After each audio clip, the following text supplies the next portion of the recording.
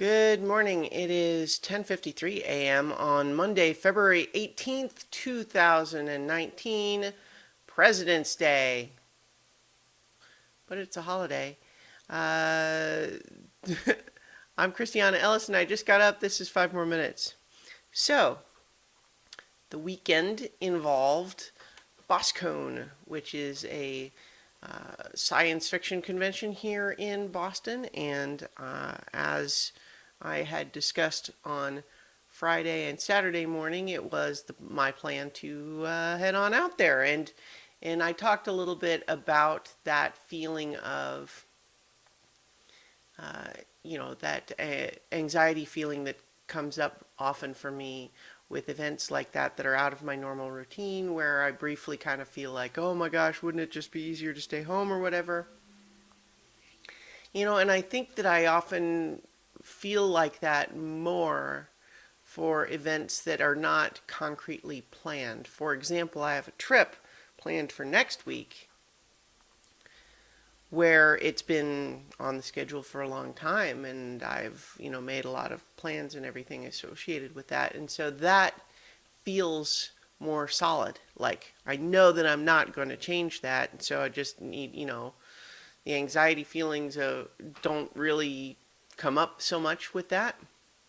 And it's really more the things that feel optional, I think, that give me that feeling. But I did make, the effort to go ahead and head out there. And, I won't get into like specific name dropping or anything, but it was, I was able to spend some time hanging out with, a good friend that I hadn't seen in a long time. And that was really fun.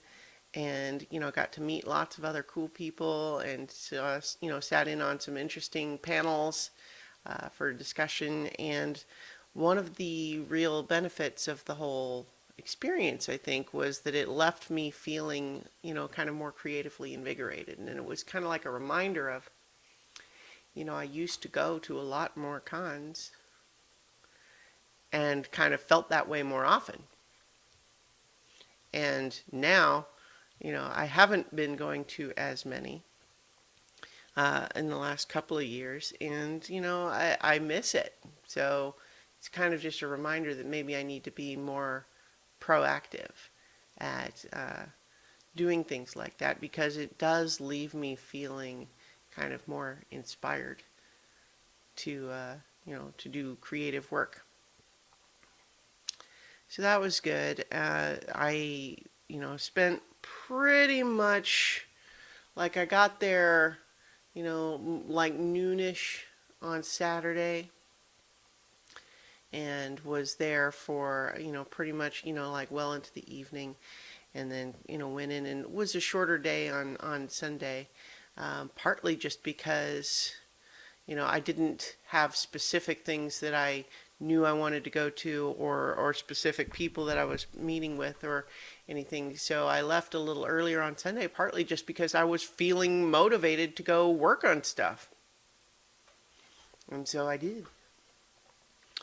And, so today, because I have today off, today I am going to continue my plan to work on some stuff. And that'll be good, I think. I hope. And yeah, so that's kind of where I'm at today.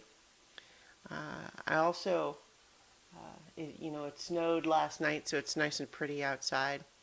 I'm feeling like it's actually a little humid in my apartment right now. I'm not sure what's going on there exactly, but I think sometimes my air conditioner freezes up and it's not filtering the air, perhaps. I don't know.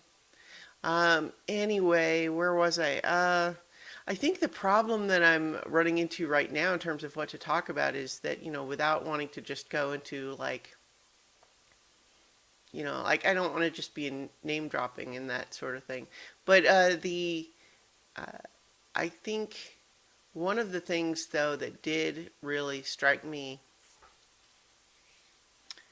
as valuable in a way is a reminder that in any creative field, the tendency to compare your successes or failures or whatever to someone else's is compelling. The instinct to make that comparison is compelling, but it's generally not helpful, and that it's, the anxieties of, are you doing good enough? Are you doing enough? They seem to actually continue.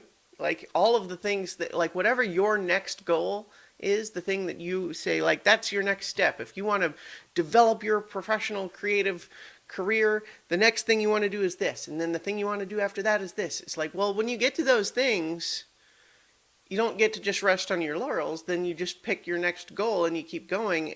And that anxiety of feeling like you're not close enough to your goal yet continues no matter how high you rise in the ranks, so to speak.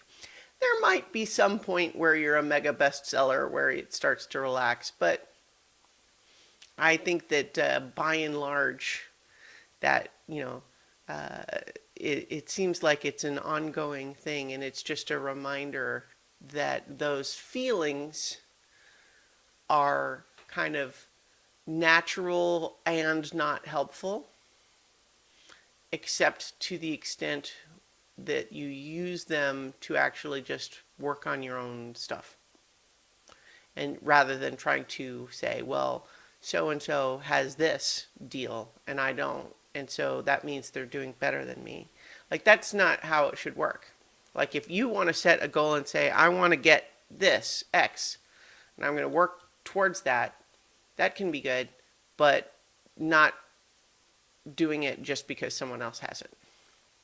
Anyway, I'm going to leave it there, and I'll talk to you all tomorrow for 5 more minutes.